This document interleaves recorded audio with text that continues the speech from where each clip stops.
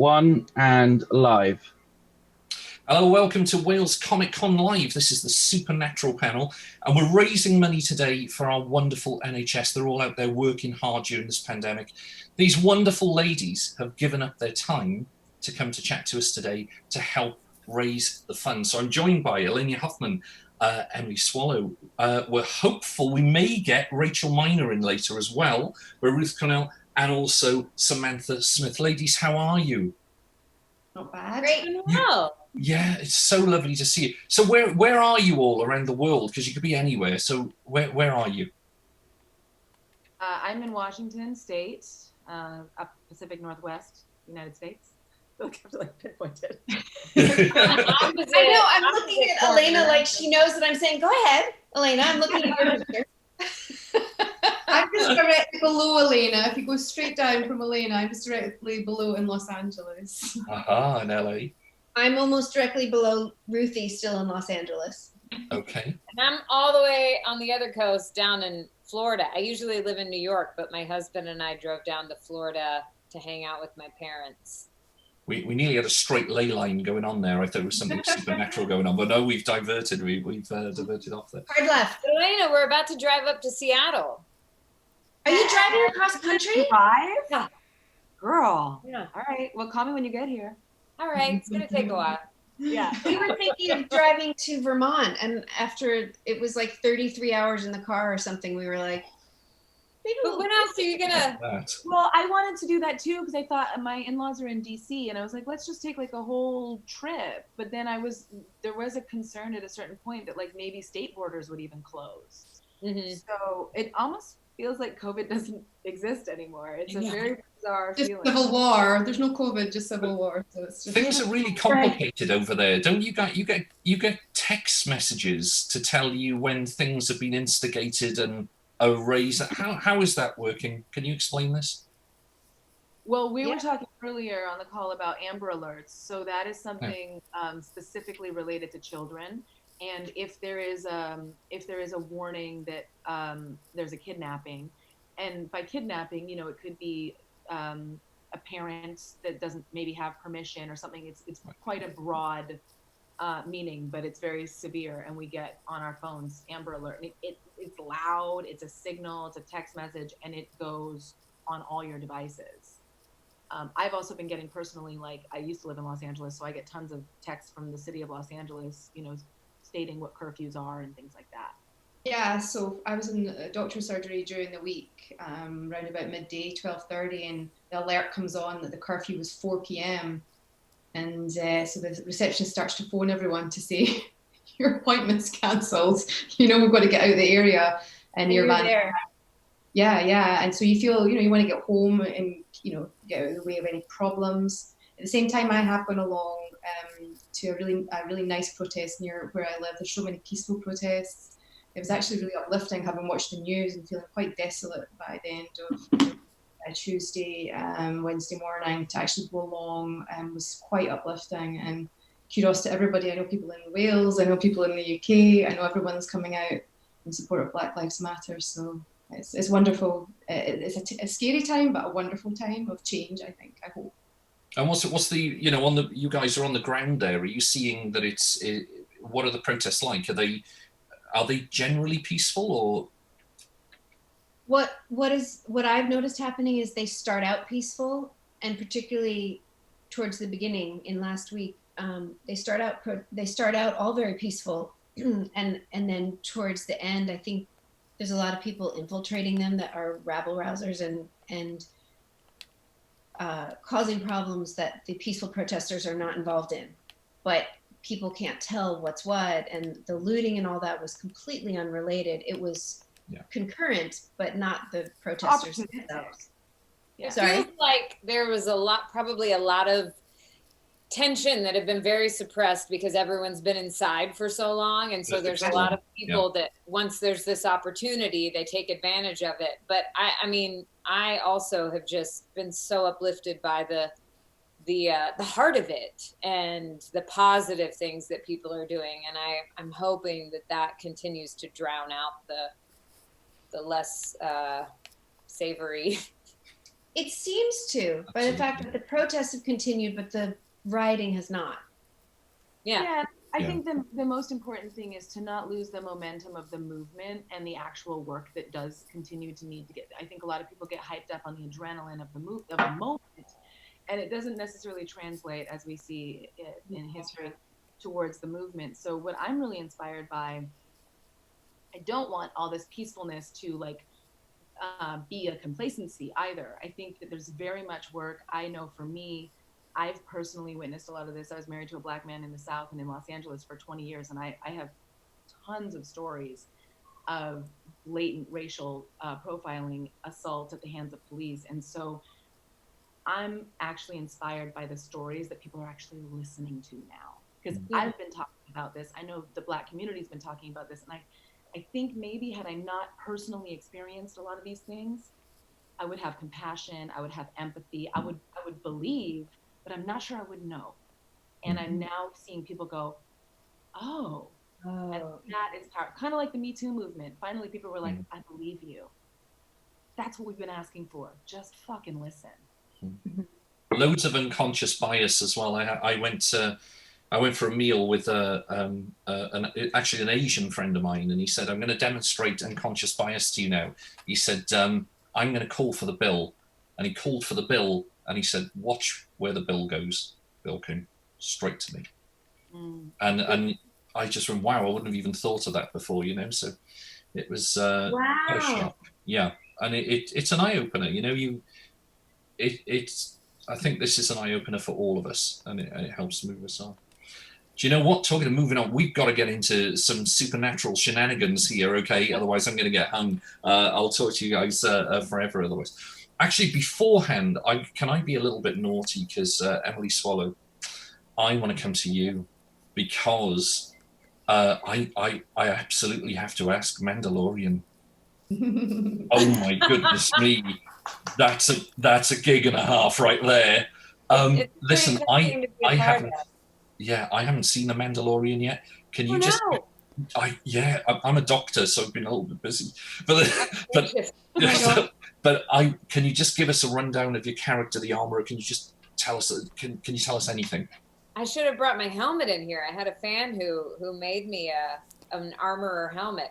Anyone who's watching, if you haven't seen The Mandalorian and you go looking for me, you won't find me because I am masked, as all the Mandalorians are. But it's really, I mean, I'm so proud to be a part of it, and I feel like it really captures the spirit of the original Star Wars movies. And I feel like there's so much in there. It's only 8 episodes. It's really easy to binge.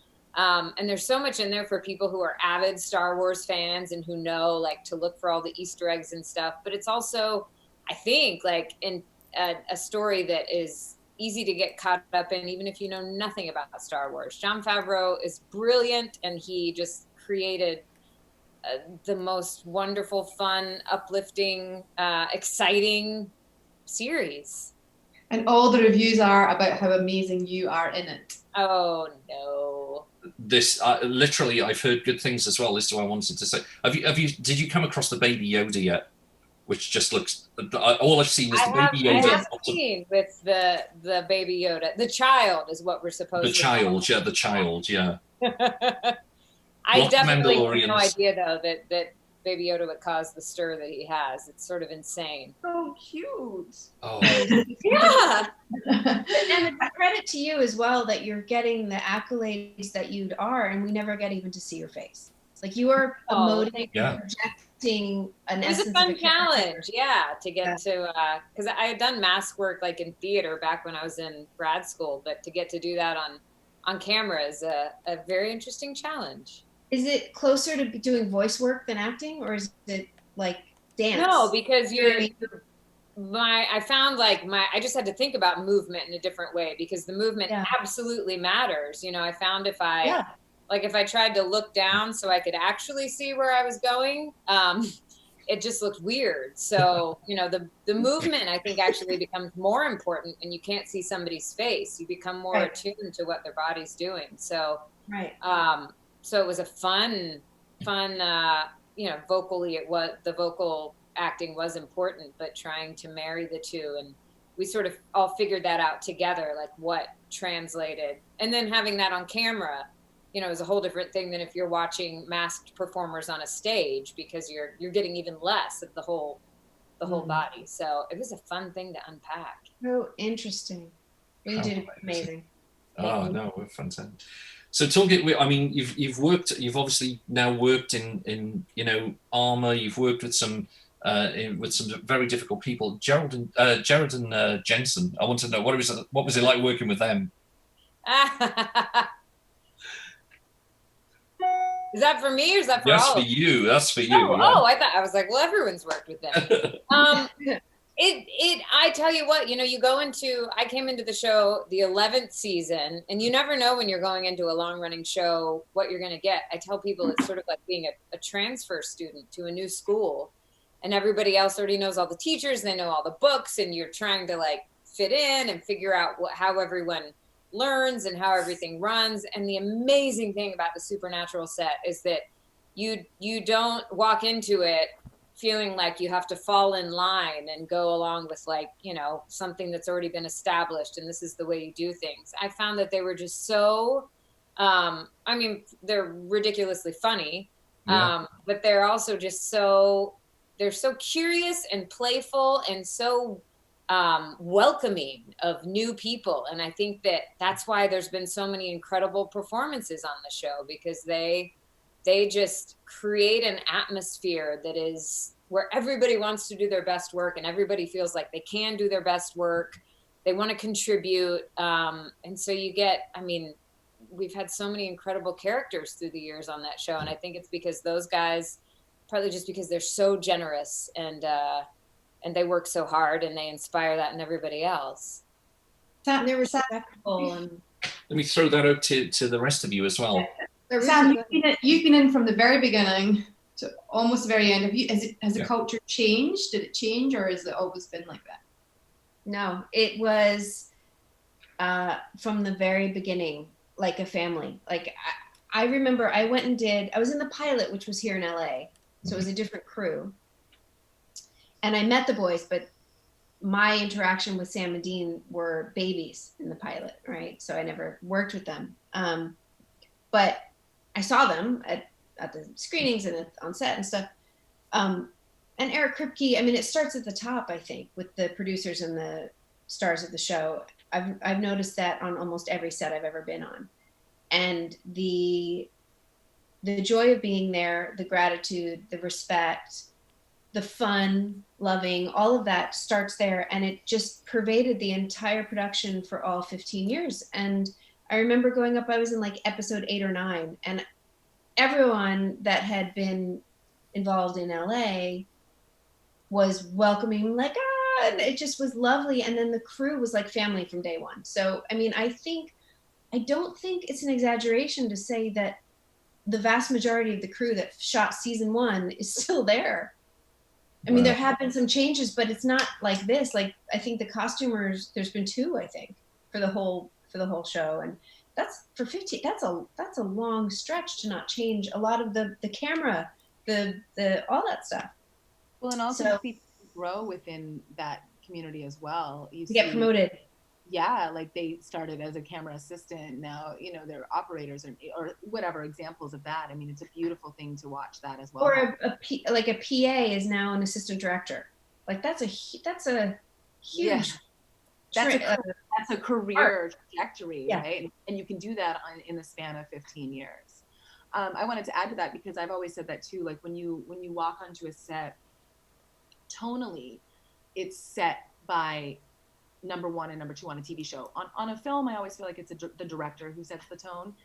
But I remember Jensen telling me one time that early on in the very beginnings of season 1, Eric Kripke sat him and Jared down and we're like, look, we can write all the chemistry and all the brotherly love, but if there's no real bond, it won't translate. And they took that to heart. I think they really understood that, you know, it's got to be a community. Otherwise, they're going to burn themselves out. That happens on a lot of shows.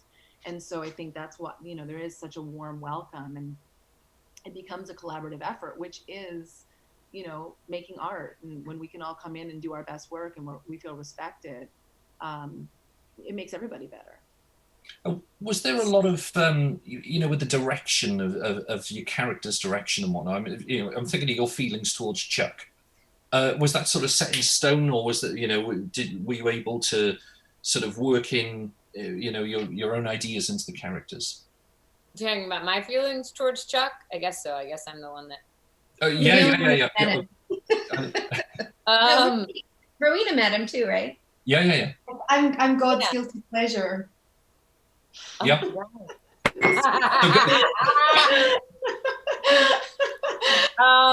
I didn't actually know when I first started that Chuck was my brother. They hadn't decided at the beginning of the season. They hadn't decided for sure if Chuck was God. So at first, I was just, railing and rallying against. I didn't know who. And then when they said it was going to be Chuck, I was like, oh my gosh.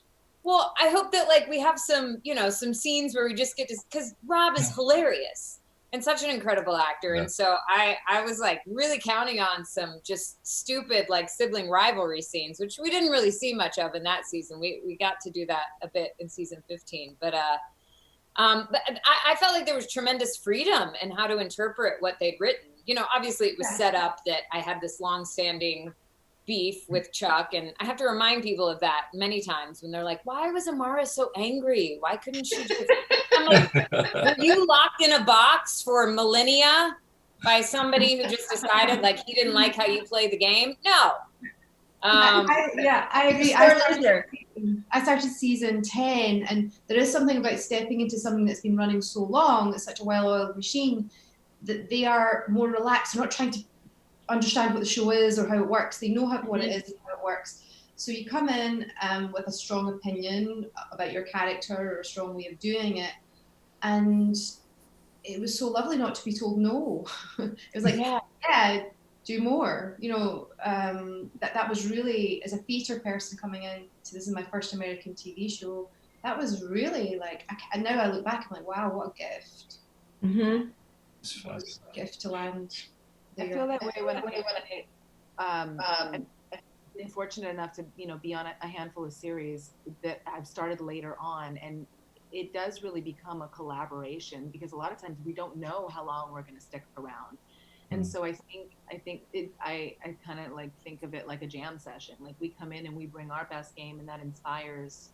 Maybe they have a plan for a character, but I think then it becomes sort of Shonda Rhimes.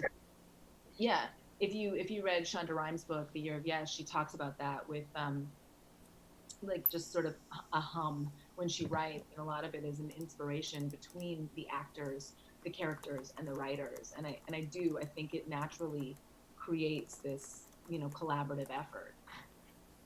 When you say you talked about inspiration then as well, and when we're looking at I'm specifically thinking of cosplaying now. And you guys go to lots of conventions. What does it feel like when you go to a convention and you see somebody who's cosplaying you? It's flattering. Yeah. I just think it's really cool to have that inspiration. I love watching people cosplay, and people are so creative. I'm so impressed by the community that shows up and creates in this world. Everything from cosplaying to art. I mean, I have fan art on my wall. I've received some really amazing artwork and sculptures, and it's amazing. Yeah. I feel like I learned something about my character because I see the art or the cosplay, and you see an angle or a reflection from the person doing its point of view. So you're like, oh, I didn't realize the fact that this was, my expression was like this, or my hair was like this, that's how that comes over. And I feel like I've learned from the fans more about Rowena. I was going to say, we're all struggling with Rowena. Is she good? Is she bad? Is she, what? So she's all over the place, isn't she? She's brilliant. She is brilliant. We love her. Every angle. Oh, just unapologetic. Yes, absolutely. When you guys are on set, obviously there's little things that can go missing. These things happen. Have you ever found that you're just driving home and something is missing from set? No, honestly, sadly, no, I have nothing. Nothing at all. Nothing. Not even a plaid shirt. Not even a plaid shirt. Can I say, listen, there's nobody listening. It's fine. It's just between us. Just if anything you took. I take mementos from work. I always ask for my chair back. So we get director's chairs and it has our name on it. And on the opposite side of that is the show embossment on the, is that the right word? On the fabric. So I have all of those from all the shows that I've worked on. And then I do have a few little mementos from Stargate. I have one. Ooh. She goes. Stargate. I actually, talking about chair backs, I'm actually asking for my chair back. Want to go back to work? Yeah. But anyway, Yeah. So this is a Kino, and I did ask for this. In Stargate, if you guys remember, they fly. This one does not fly. It's very heavy. I have a piece of Stargate on my wall right there. It's part of from the door. That's cool. Wow. Yeah. And then I just kept a piece. I just finished a show called The 100, and I just kept this mask. Ironically, I was like, I'm just gonna take Coming in useful. Yeah. That's been my grocery store mask for the last 3 months. It has a memento because we don't have chair backs because the cast on that show is so big. I never brought a chair back, so I was like, well, this will be my memento. So yeah, I do take things, but I do ask. There we go. Do you know, there's a question which has just come up. This is awful, isn't it? Jared or Jensen? How can you choose? They're like brothers. Yeah, come on now. That's awful. You can't. Go on, Sam. Choose one of your children. Go on. Yeah. Which one do you favor? Not sure that was the question. I love them all the same. Exactly. Depends on the day. Right. It depends on who's about my green. kids. Yeah. Alcal. I choose Alcal. But it is funny because I think we all get that question a lot. And the fact of the matter is like when I know for me, when you work like so closely with people, there is a genuine relationship, and there are connections, and sometimes they turn romantic or things like that. But there's a point where you're like, that's my friend. Like, you friend zone real quick. You have to. Yeah. I think. Both of them, they don't feel like my children, if anyone's curious. They feel like more like my little brothers or cousins that I know really well. But I feel very connected to them, and not parental, but I do feel like an older relative to them of some sort. And I try to boss them around. It doesn't always work, but I try. The next questions that's just come in. Who would win out of a fight amongst all of you? I hope they mean the characters, actually, rather than physically yourselves. Oh, well, I wouldn't try to fight these women. I would just vamoosh. I'd be like, out of here. I think we form like squad. Yeah. We all have like tremendous amounts of like power, and I don't know. I feel like they're all smart enough characters that they would know better and they would just join forces. Yeah. Well, as the only human, I would lose. I don't know. You're pretty tough. You're pretty tough. Yeah. I wouldn't want to cross you. Well, I already did sort of, Rowena and Amara already sort of fought, and Ruth and I have, I think, memories seared into our psyches of being suspended in the air from harnesses when it was freezing out, and pretending singing our theme song. Yes. What's your theme song? We're gonna sing it now. Yeah. All these fucking rules. It was so cold. And Rowena and Amara never dressed appropriately for the Vancouver weather. So cold and I was in a nightgown for 11 seasons. Actually, my wardrobe on that show was extremely practical. I loved it. Yeah. I got jackets. But you do notice, in case you guys haven't noticed, everyone wears a coat on that. And that is, this is part of wardrobing in a city like Vancouver. Like, you have to be practical that it's going to rain, snow, be cold. And you'll get like 2 days. I mean, I remember Ruth texting me from Stat going like, it's so fucking hot today. And those are so rare, right? Do you remember that day? Well, I was lying on the ground in a black suit. I was getting baked, literally baked alive by the sun. Yeah. It was like texting me between takes, like, I think I might die. Season 12 was one of the hottest summers they had there, and then it was the winter where they had the most snow they'd had in years. So we had the gamut, and I was like, why can't we be in t-shirts, and then can we be in parkas? And they said, in the supernatural world, it's never winter or summer, it's always fall or spring. And so you're always in multiple layers, and like the boys have all their sleeves cut off under their jackets because, you know, Jared runs at like 350 degrees.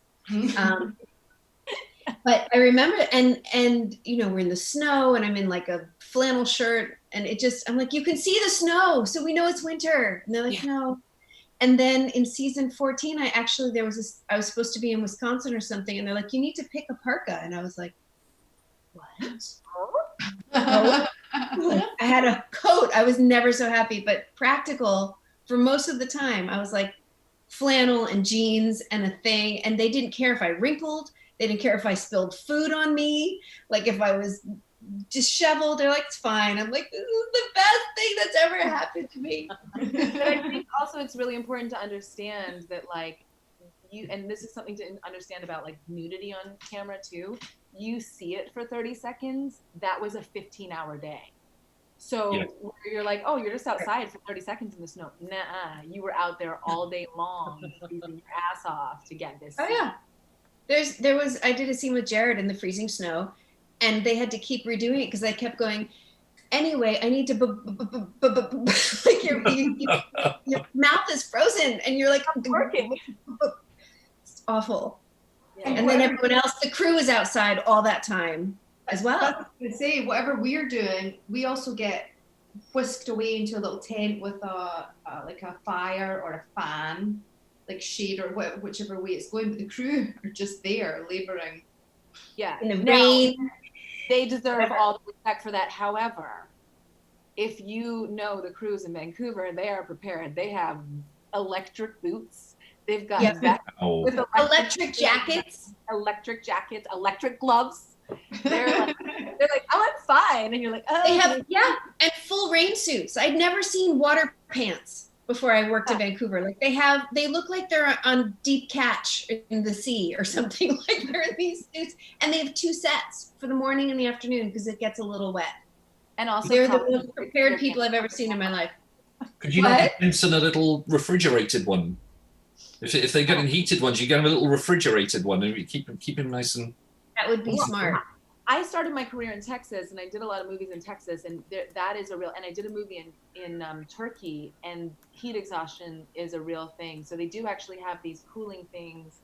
They're like gel packs, and they keep them in coolers for the crew, and they put them on their neck, and you just swap them out. You replace. Now I don't know if we would be able to do that, germs, but you just swap it out and you put it on your neck, and that actually cools your entire system.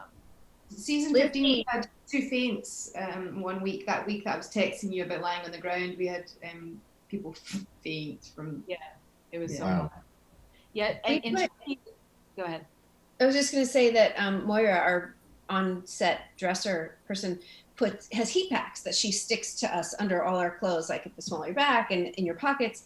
And I was talking to Elizabeth Blackmore, who played the Men of Letters. What was her? Tony she played. Yep. Anyway, she was on a show in Atlanta on the Vampire Diaries or the originals, one of them, and she said the opposite. They like Elena said, they put ice packs in their clothes. And she said normally actors always want one more take. And when you're in extreme temperatures, they're like, you good? Like, I'm good, I'm fine. Was I on camera? I'm good. I just want to go. And you're out. Well, and there are union provisions as well. Like I remember doing this movie in Turkey, and we were shooting in the middle of the desert. And like me in the middle of the desert, there was no shade. I remember one of the actors was like, my air conditioning in my trailer doesn't work. I'm like, oh no, it's working. It's just, it was 155 degrees. Wow. And your air conditioning only will cool you to 90 degrees in that extreme. And I remember saying to the line producer, I was like, I feel like this is an insurance day. Like maybe we call it today. And he was like, no, it's only 150 degrees in the sun. I was like, where we're all standing. That is unbelievable. Goodness. Like 150, 150? 155 was our highest temperature. That's crazy. I didn't know you could survive in that.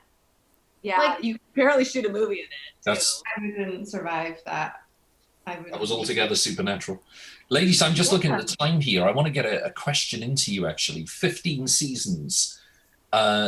Incredible. What is the secret? What is Supernatural's secret to being able, the longevity of the series? And I'm going to put it to each of you. Go.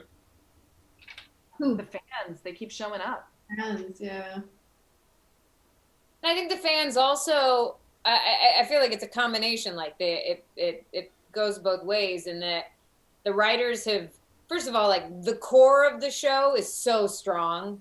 Like we know what the most important part is, like this bond of these two brothers, and that never deviates.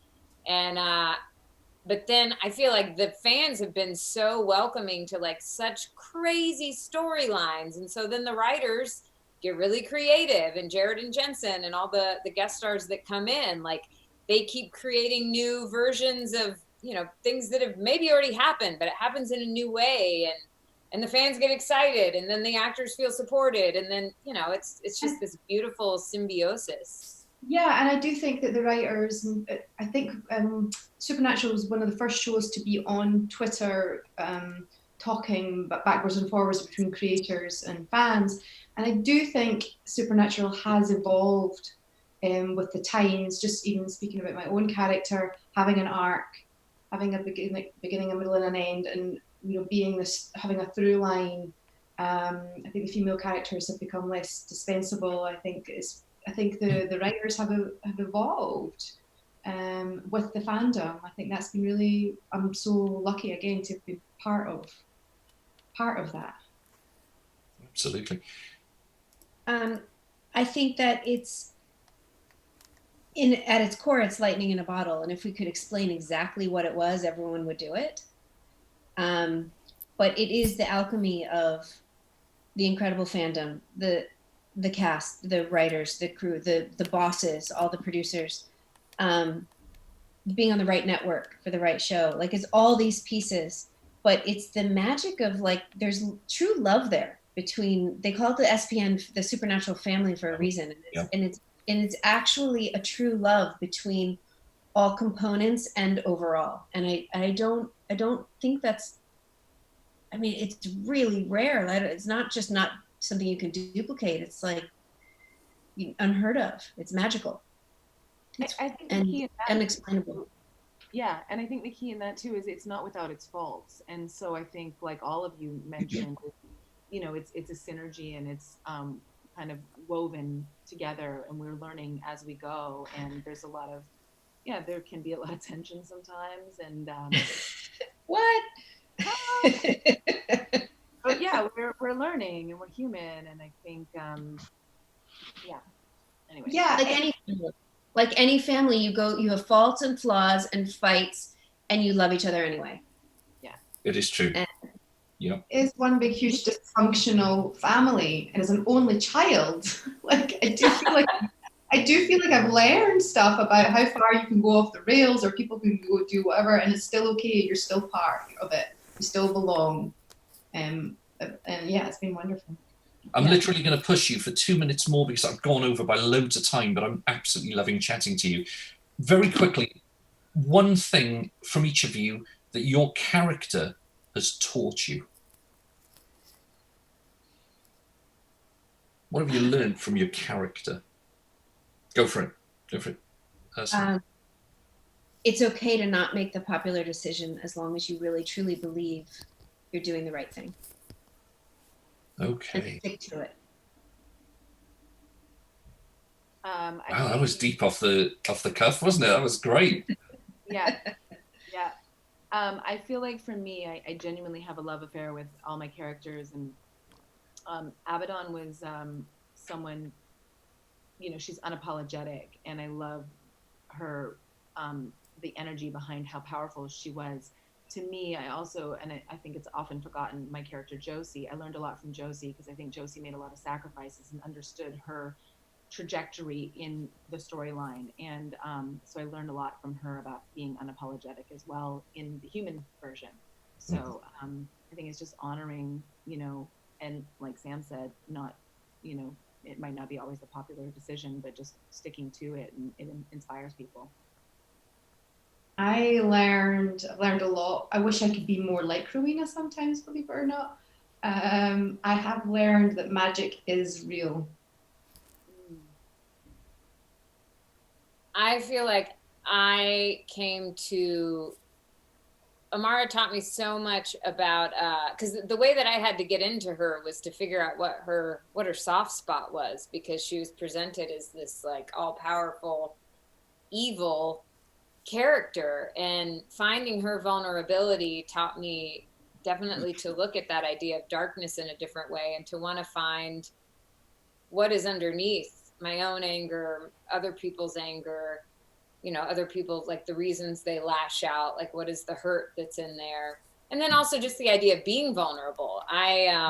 You know, when she finally did ask for what she wanted and accepted that what she wanted was love and, you know, family, like that's hard to ask for sometimes when you have people who you don't think are going to accept you. So she definitely, Tom, and I have the same feeling as Ruth. Sometimes I wish I were more like her. In some ways, I don't want to go around smiting people. Just in some aspects, that's for sure. Guys, we're out of time. Ruth, I've got to tell you, loads of people have been saying you rock dancing, you're awesome. But we haven't got time to talk about it, but they just think you're wonderful. So Lady Huffman, Emily Swallow, Ruth Connell, and Samantha Smith, thank you so much, guys. What a chat. Absolutely loved it. You're watching Wales Comic Con Live, the Supernatural panel.